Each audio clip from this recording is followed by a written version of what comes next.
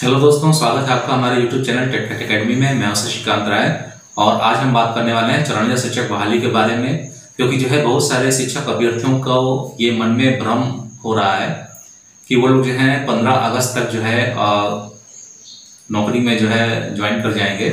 लेकिन मुझे नहीं लगता है कि 15 अगस्त तक लोग जो है नौकरी में ज्वाइन कर पाएंगे, झंडा तोलन कर पाएंगे। क्योंकि जो है बिहार शिक्षा विभाग की तरफ से शिक्षा मंत्री का एक बयान मुझे सुनने के लिए मिला है, जिसमें लोग कह रहे हैं कि दीपावली में जो है खूब मिठाइयाँ खाने के लिए मिलेंगी, तो दीपावली में आप लोग मिठाई खाएंगे। तो यहाँ पे हम आपको बता देना चाहते हैं कि ये दोनों ही कंडीशन आपकी फुलफिल नहीं हो पाएंगी। क्योंकि आप ये देख रहे हैं कि अभी जो है 11 जून से जो है दिव्यांग अभ्यर्थियों के आवेदन शुरू हुए हैं।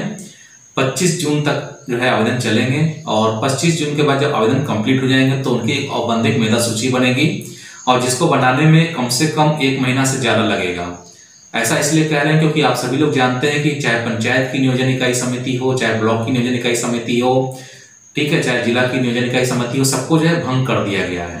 क्योंकि पंचायत चुनाव तो हुए नहीं है और इसका प्रभाव किसी को मिला नहीं है और नियोजन इकाई समितियां जो है भंग हो चुकी हैं। तो ये नियोजन इकाई समितियां जब भंग हो चुकी हैं तो इनका जो है मेरिट लिस्ट बनाने का काम आखिर कौन डिपार्टमेंट करेगा या कौन प्रभार लेगा, इसमें अभी जो है कोई प्रस्ताव सामने नहीं आया है। और संशय की स्थिति बनी हुई है कि आवेदन हो जाने के बाद इनकी मेरिट लिस्ट जो औपबंधिक मेधा सूची जो तैयार होती है दिव्यांग अभ्यर्थियों की, वो कौन बनाएगा।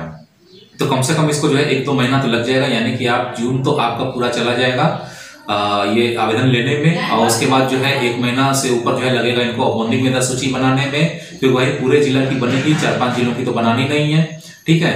तो उनकी जो है एक औपबंधिक मेधा सूची बनाई जाएगी और औपबंधिक मेधा सूची जब बना ली जाएगी तो ये काम करीबन मुझे लगता है कि जुलाई अगस्त तक कंप्लीट होगा। और उसके बाद फिर इनसे जो है आपत्ति ली जाएगी, ठीक है। तो जब आपत्ति ली जाएगी तो ये चला जाएगा आपका अगस्त के बाद सितंबर तक कम से कम जो है आपत्तियां ली जाएंगी। और आपत्तियां जो है करीबन मान लीजिए कि आधा सितंबर जो है आपका आपत्तियां लेने में निकल जाएगा और आपत्तियां लेने के बाद जो है फिर उनमें जब सुधार किया जाएगा तो पूरा सितंबर जो है इसमें कंप्लीट हो जाएगा सुधार करने में। और सुधार करने के बाद जो है क्या होगा, फिर से एक फाइनल मेरिट लिस्ट बनेगी और फाइनल मेरिट लिस्ट बनाने के बाद उसका प्रकाशन किया जाएगा।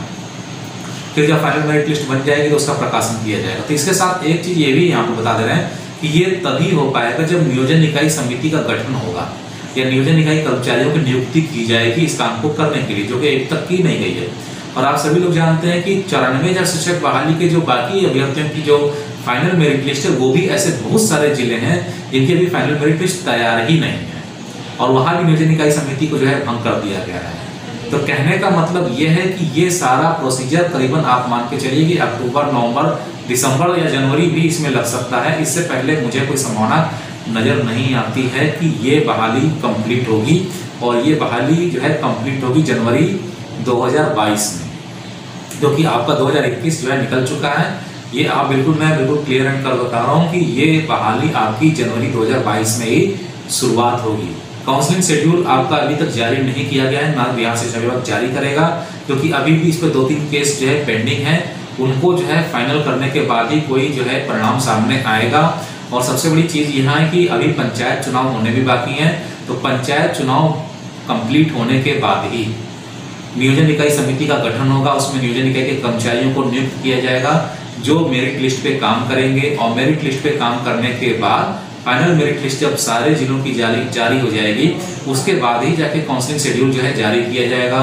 फिर काउंसलिंग शेड्यूल के लिए सारी व्यवस्थाएं बनाई जाएगी कि कैंप कहाँ लगेगा, किस तरीके से कैंप लगेगा। तो ये सारा डिसीजन लेने में देखिए अभी बहुत समय लगेगा, क्योंकि जून तो आपका गया दिव्यांग अभ्यर्थियों के नाम और जुलाई अगस्त भी आपका गया दिव्यांग अभ्यर्थियों के नाम, ठीक है।